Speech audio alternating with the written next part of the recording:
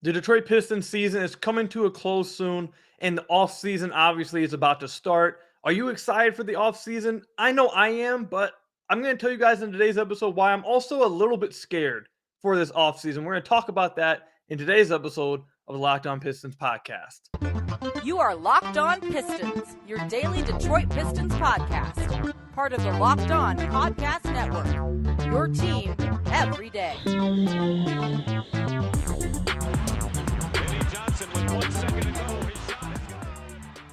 What's the deal? Welcome back to another episode of the Locked On Pistons podcast. Per usual, I'm your host, Kuka Hill. You can find me over on Twitter at Kuka Hill. I want to thank you guys for making Locked On Pistons your first listen of every single day. We are free and available on all your podcast platforms. And if you haven't already, head to the YouTube channel at Locked On Pistons. Hit that subscribe button. We're under 200 subscribers, away from 5,000 subscribers. So definitely, if you haven't already, head over there and hit that subscribe button. Or you can leave us a 5-star review on whatever podcast platform you're listening to this on. And today's episode is brought to you by FanDuel Sportsbook, official sportsbook of Locked On. Make every moment more. Visit FanDuel.com/LockedOn today to get started. Later on in the podcast, we'll talk about Eugene Amarui getting signed for the rest of the season. No more 10-day contracts. Eugene is on the team for the rest of the season. We'll talk about that and whether he actually has a future with this team moving past this season. And then also we'll talk about the end of the podcast about Killian Hayes and his improved play over the last few games. We'll talk about that too. But what I want to start off with is this offseason. And obviously, I don't need to, this isn't going to be some surprise or anything, but once the season ends, we'll really dive into the offseason. But I've been looking at the offseason and everything that's coming with it this year. And while I'm very excited for this offseason with the Pistons, I'm very anxious to see what happens. I am also a little scared. And this first segment basically is going to be just me. I'm kind of just being honest with you guys and just letting things flow. It's not going to be, I don't have a set opinion yet on this offseason. I don't know yet. Like, I can't give for sure answers on anything. And I'm just really worried about it for this reason.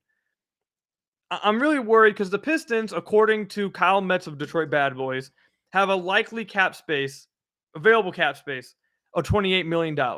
And that's assuming that you let go of the cap holds of Hami, Kojo, Rodney, and Rodin, and then you're picking up the team option of Burks and bringing Livers back. So that's assuming all that happens, and then they'll have $28 million left. They could create more if they go, if they decline Burks' option, but I don't think they're going to do that. So let's just assume with that, $28 million. The Pistons will be able to be players in this upcoming free agency.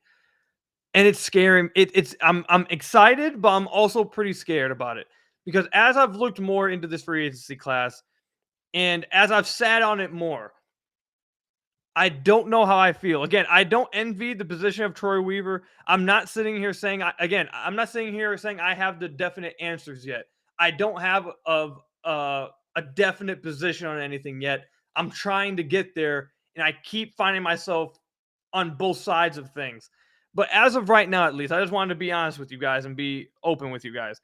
As of right now, I look at this free agency class, and I'm not impressed by it at all. And it's pretty weak. And I'm pretty concerned about the possibility of, just because the Pistons have cap space, they then overpay someone that they shouldn't overpay and end up with a bad contract on their team. And we regret this in a few years. So, I guess some of the best options in this free agency class, I mean, Cam Johnson, Grant Williams, Josh Richardson, like this free agency class just isn't attractive to me. It doesn't have a lot of names that really wow you here. The biggest name for me probably is Cam Johnson. And while, look, you guys have heard me talk, we've talked about Cam Johnson on the podcast before. I'm a really big fan of Cam Johnson. I think Cam Johnson would do a lot of good things for the Pistons.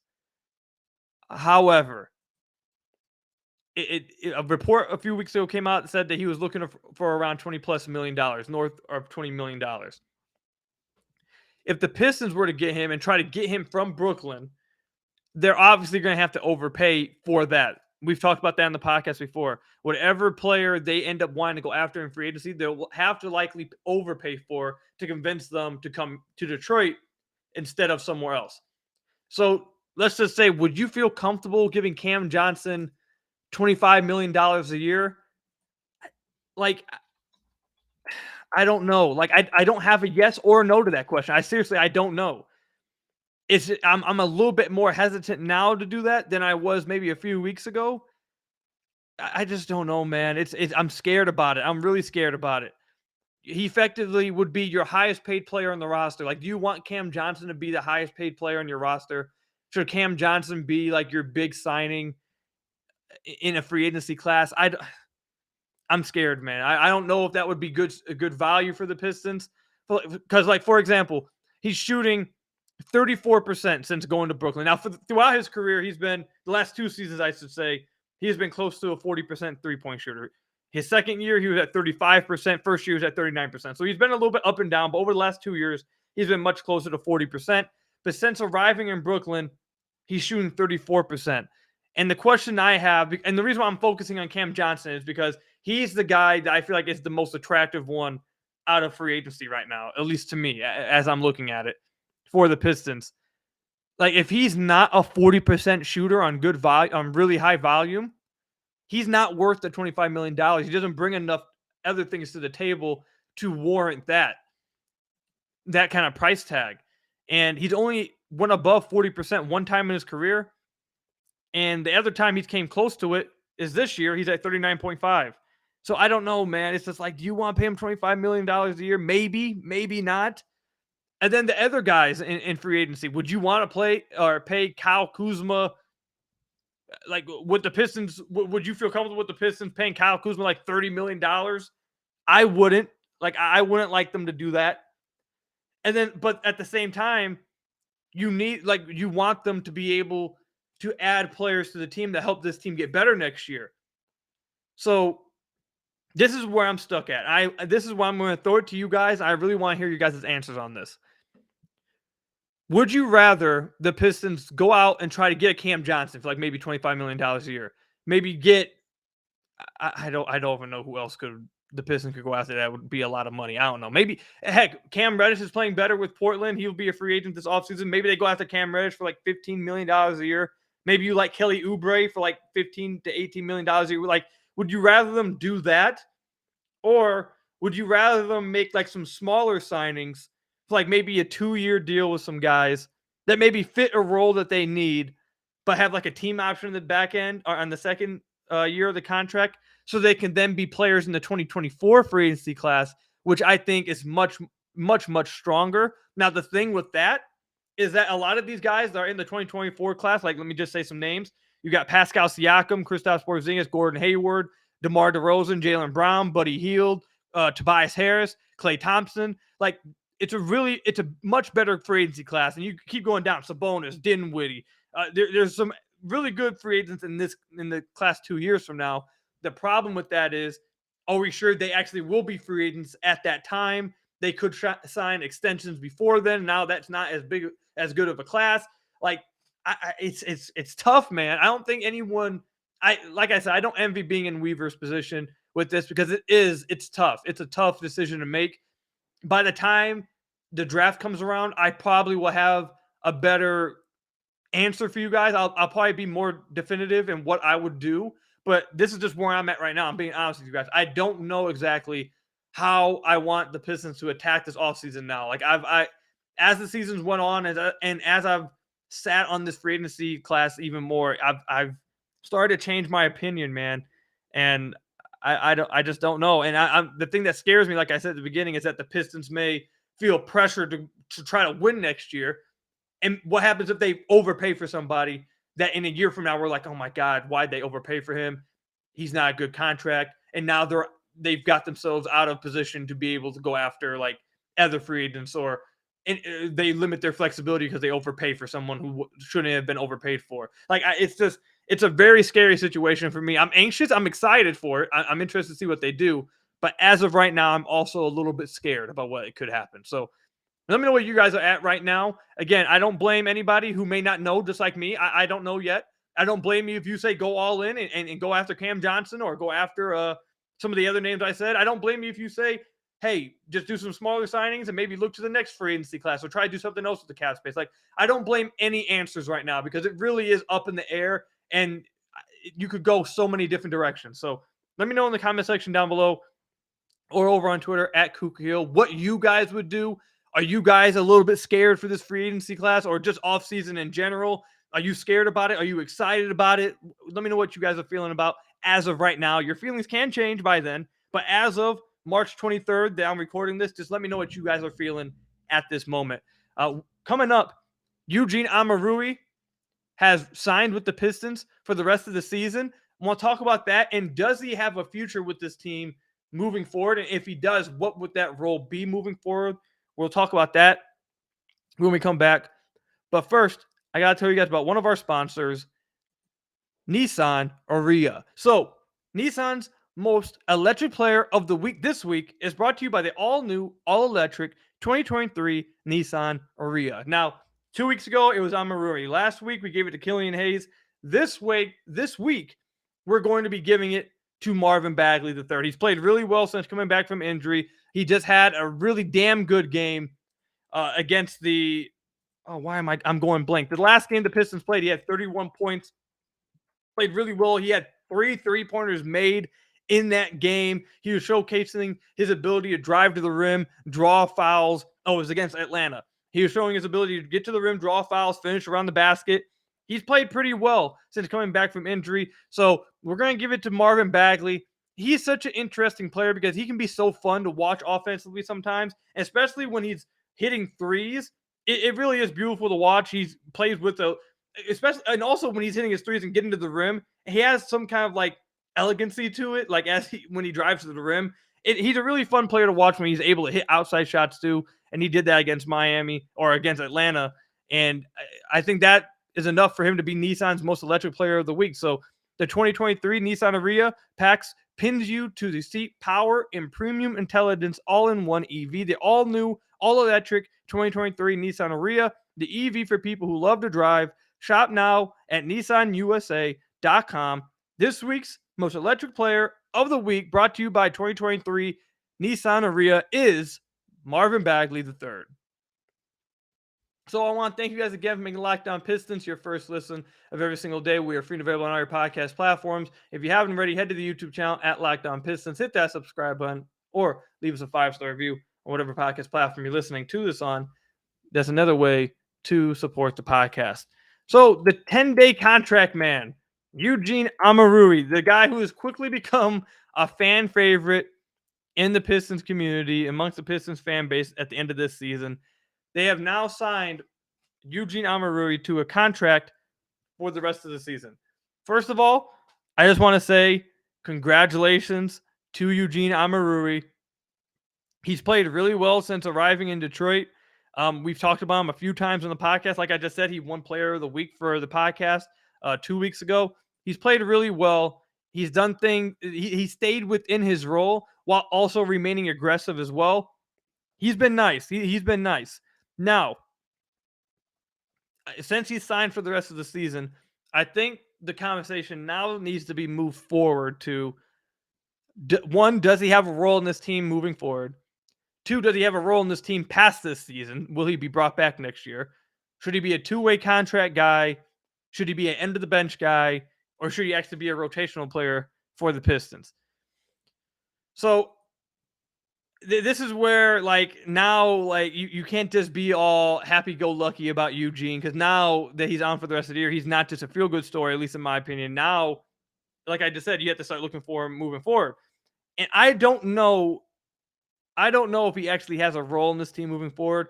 I don't think that the Pistons should give him a 2-way contract next year. He's a little bit older for a 2-way contract. He's a 26-year-old. I'd like the Pistons to go a little bit younger with their 2-way contracts. So I don't think he'll get one of those. And I don't think he's actually a rotational player for the Pistons. Now, look, he's been really good defensively. It's been fun to see how active he is off the ball. And when he hits a few threes, like he hits a 3 in a game or he hits a few threes, he looks a lot better. However, He's not been a good three-point shooter throughout any point of his career. He's shooting 23% from three at the Pistons. He's shooting 24% on the season this year. And then last year, when he was with Dallas, he was only taking 0.5 threes a game. So he has improved, and he wasn't a three-point shooter, I believe, in college either. So he's not a good shooter. And the Pistons, next year, I don't think they have enough room for guys who just can't shoot. I don't think they have spots for those kind of guys. They can't deal with those kind of guys next year, at least as main rotation players outside the core guys that they have. So I don't think that he can be a rotational player next year. And also because I don't view him over Isaiah Livers either. So like let's just look at the Pistons roster right now and assume some of the guys that are coming back in that wing room. We've talked about how bad the wing room is for the Pistons. It's one of the worst in the entire NBA, if not the worst. And let's say they don't trade Bojan for a first-round pick or don't move him in the offseason. Bojan comes back. He's obviously getting a lot of those minutes, 30-plus minutes, as he should. Isaiah Livers, I think Weaver's talked very highly of him. He's been very injury-prone over the first 2 years of his career, but they're pretty high on Isaiah Livers, and he was playing well before he got hurt. So I think Livers are going to get more minutes there. So that's two guys right there.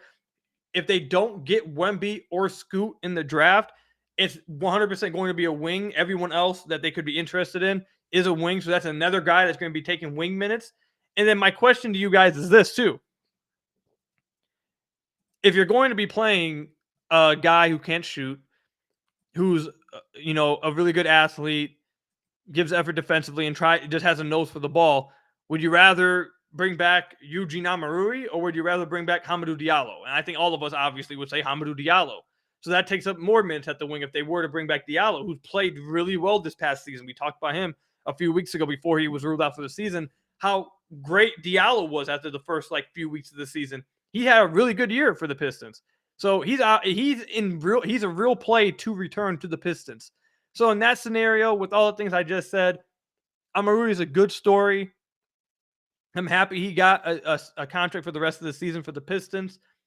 I've said this before in the podcast. I'm going to continue to say this. I don't think he's actually a rotational player on a winning team, on a good team. But I think 100% he's an NBA player.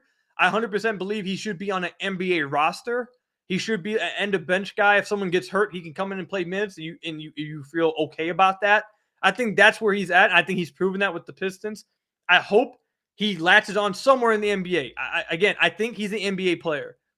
But I'm not sure if he actually is a rotational player. I don't see how he can be a rotational player for the Pistons this year or next season. I mean, not this year, next season, based on the things I just said. So I don't think he has a future with the Pistons beyond this year.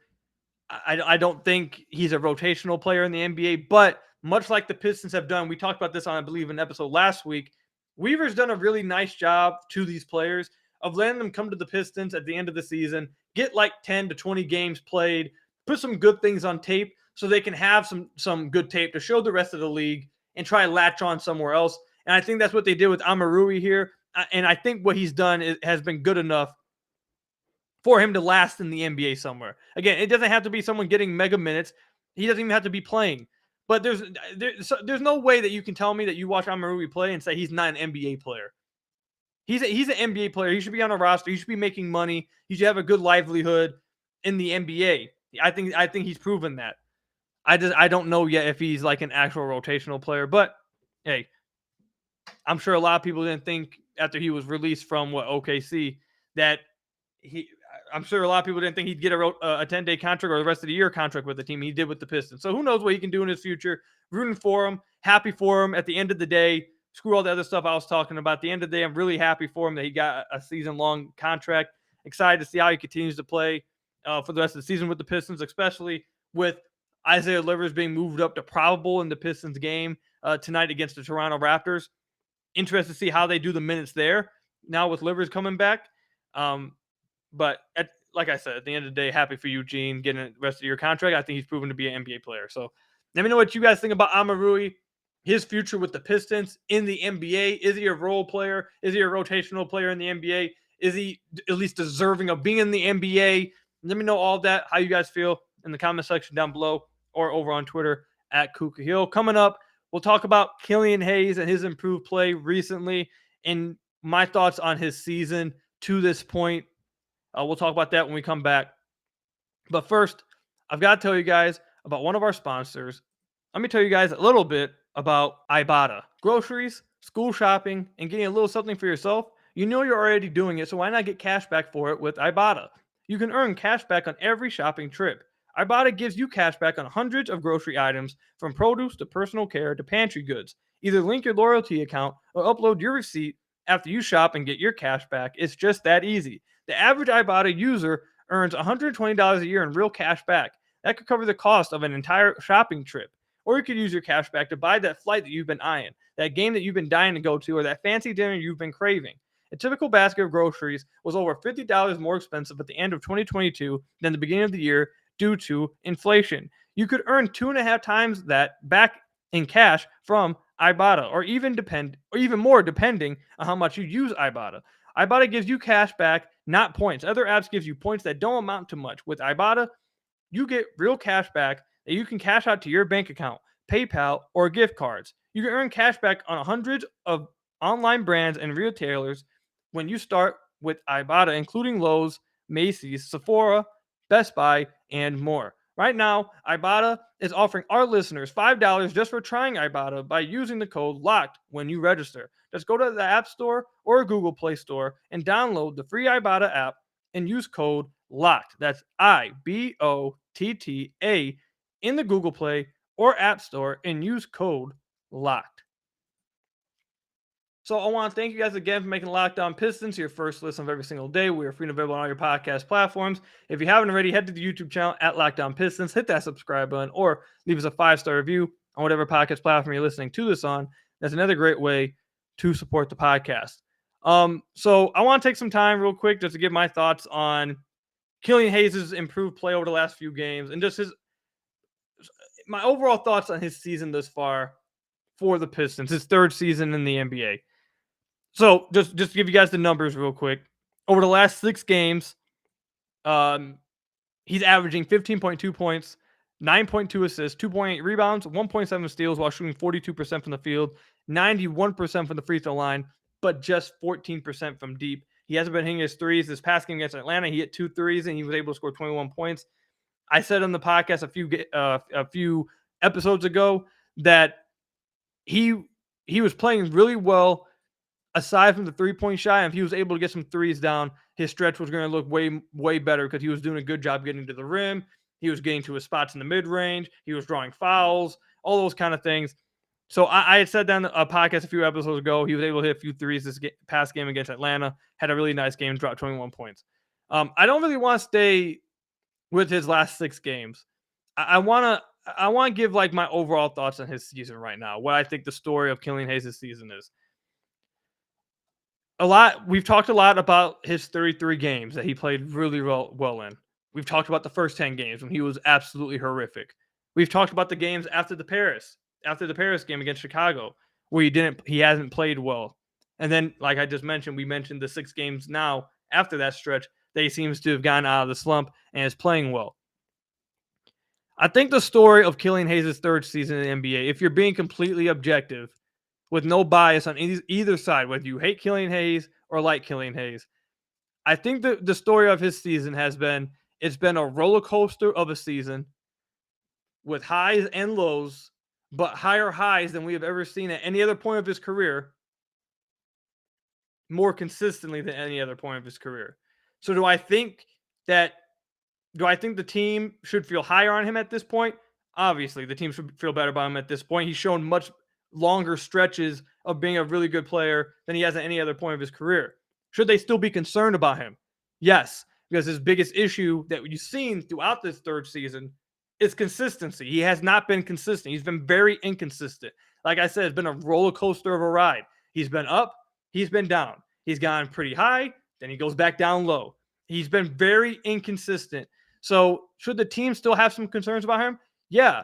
And the biggest concern maybe should be that he plays best when he plays a lot of minutes. When he plays over 30 minutes, he's playing really well. When he plays under 30 minutes, completely turns into a different player. So they should have concerns with that because he's a backup point guard for them moving forward. When he plays over 30 minutes a game, he's averaging 14 and a half and 8.1 assists, 43% shooting on 31% from deep. Then if he plays under 30 minutes or coming off the bench, I'm assuming most of these games he's coming off the bench. But under 30 minutes, he's at 8.2 points, 5.4 assists. Bad shooting splits. So I think that's the biggest concern they should have for him. But overall, this should be viewed as a roller, like I said at the beginning. I'm going to view this season from Killian Hayes as a roller coaster of a season where he showed improvement in areas. He showed us higher highs than at any other point of his career for longer stretches than we've seen at any other point of his career, while also being incredibly inconsistent and not being able to consistently play that way for an entire season yet. So I think that's, and this is assuming, by the way, I should have said this at the beginning. This is assuming that he plays how he's played the last 6 games for the rest of the year. If he ends the season how he's playing now consistently, basically his season will be a story of like 4 different parts. You have the first 10 games of the season where he's awful. You have the next 33 games where he was really damn good. Then you have the 15 games after Paris where he just couldn't make any outside shots. And then if it goes from these 6 games to the rest of the year, you'll have another next 16 games or 15 games where he played really well. So consistency is his biggest issue. He hasn't been consistent. He's a roller coaster of a player. I'm sure the team feels higher on him, but I'm sure they still have some right concerns about him. It'll be interesting to see what they decide to do with him this offseason. Either way, even if they decide to bring him back, if another team decides to pick him up, whatever it happens, whatever team he ends up on, should feel better about him now than he did a year ago, because he showed legitimate improvements in areas and legitimate stretches that lasted a pretty decent chunk of sample size of him being a pretty good player, and it's a matter of him just putting it together consistently. So very roller coaster of a season, man. He's a lightning rod of a player to talk about in the fan base. He's a very controversial player. But I being objective, it's been a roller coaster season. He's had ups, he's had downs, but the ups have been higher than at any other point. I think that should make people feel better, especially Weaver. I know for a fact Weaver feels better about him now than he did last season. But that's just where I'm at with Killian Hayes this season. I don't think there's anything he can do now in the last 9 games to really change that. He's inconsistent. He's been inconsistent all year. It's just a matter of what do you make of the stretches where he played well, where he played really well, versus the stretches where he would then fall back down and get back up. It's a very controversial player, but just want to give my thoughts there. We'll wrap the podcast up there. That's all I've got for you guys today. Next episode should be about the draft. I have a guest coming on to talk about some draft prospects and all that kind of stuff. I know you guys have been waiting for that, so that should be coming up soon. It should be the next episode, but maybe next week. Just stay tuned for that. But that's all I've got for you guys today's episode. Hit that subscribe button to the YouTube channel, Locked On Pistons. Leave us a 5-star review on whatever podcast platform you're listening to this on. Thank you for making Locked On Pistons your first listen of every single day. We're free and available on all your podcast platforms. And until next time, I'll see you guys later. Stay safe, go Pistons, and peace out.